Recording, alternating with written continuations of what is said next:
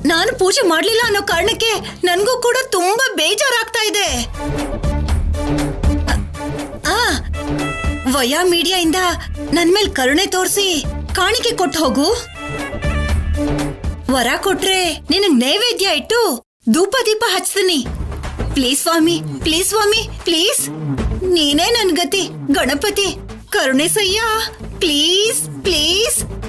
ಸರಿ, ಯಾರೇ ಕೇಳಿದ್ರು ಮನಸ್ಸು ಕರಗಿ ವರ ಕೊಡೋದು ನನಗೆ ಅಭ್ಯಾಸ ಆಗೋಗಿದೆ. ಆದ್ರೆ ಪ್ರತಿ ವರಕ್ಕೂ ಪೂಜೆ ಪುನಸ್ಕಾರನ ನಾನು ಅಪೇಕ್ಷೆ ಪಡ್ತೀನಿ. ಒಂದು ಕೆಲಸ ಮಾಡು, ಹುಣ್ಣಿಮೆ ದಿವಸ ಬಹಳ ವಿಶೇಷವಾದದ್ದು. ಅವತ್ತಾದ್ರೂ ಬಹಳ ನಿಷ್ಠೆಯಿಂದ ನನ್ನ ಪೂಜೆ ಮಾಡು. ಈ ಗಣಾಧಿಪತಿ ನಿನ್ನ ಗುಣಗಳನ್ನೆಲ್ಲ ಲೆಕ್ಕ ಮಾಡಿ ನಿನಗೊಂದು ವರ ಕೊಡ್ತೀನಿ, ನೆನಪಿಟ್ಟುಕೋ. ಓಂ ಗಣಪತಿ ನಮಃ ಅಂತ ಸ್ಮರಣೆ ಮಾಡು, ನನ್ನನ್ನು ಪೂಜೆ ಮಾಡು. ನಾ ನಾ ನಾ ನಾ ನಾ ನಾ ನಾ ನಾ ನಾ ನಾ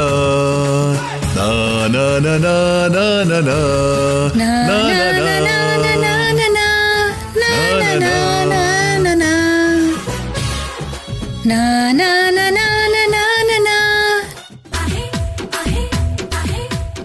ಅಯ್ಯೋ, ಮಾಯ ಆಗೋದ್ರಾ? ಚೌತಿ ಹಬ್ಬನ ಸರಿಯಾಗಿ ಮಾಡಕ್ಕಾಗ್ಲಿಲ್ಲ. ಇದೆಲ್ಲದಕ್ಕೂ ಕಾರಣ ಆ ನನ್ ಸ್ಪರ್ಧಿ ಅನುಪಮನೆ.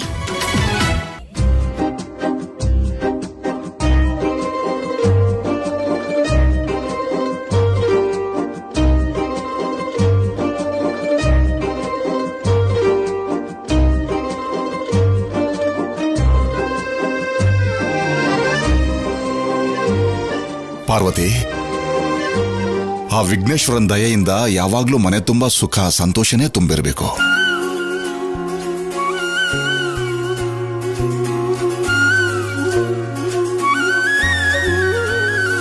ಹೌದು ರೀ, 9 ದಿನ ಗಣೇಶನ್ಗೆ ತುಂಬಾ ಚೆನ್ನಾಗಿ ಪೂಜೆ ಮಾಡಿದ್ವಿ.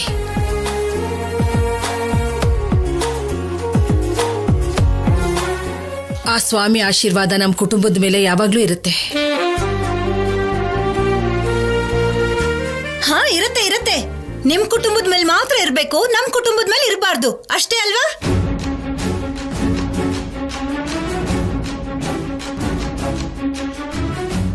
ಏನ್ ದಮಯಂತಿ ಇದು? ನಮ್ ಕುಟುಂಬ ನಿಮ್ ಕುಟುಂಬ ಅಂತ ಯಾಕೆ ಹೀಗೆ ಮಾತಾಡ್ತಿದ್ಯಾ? ಎಲ್ಲಾನು ನಮ್ ಕುಟುಂಬನೇ ತಾನೆ. ನೀವ್ ಹೇಳೋದೆಲ್ಲ ಬರೀ ಬಾಯಿ ಮಾತು ಅಷ್ಟೇ, ಮನ್ಸಲ್ ಮಾತ್ರ ಬೇರೆ ಇರತ್ತೆ. ನನ್ಗೇನ್ ಅರ್ಥ ಆಗಲ್ವಾ?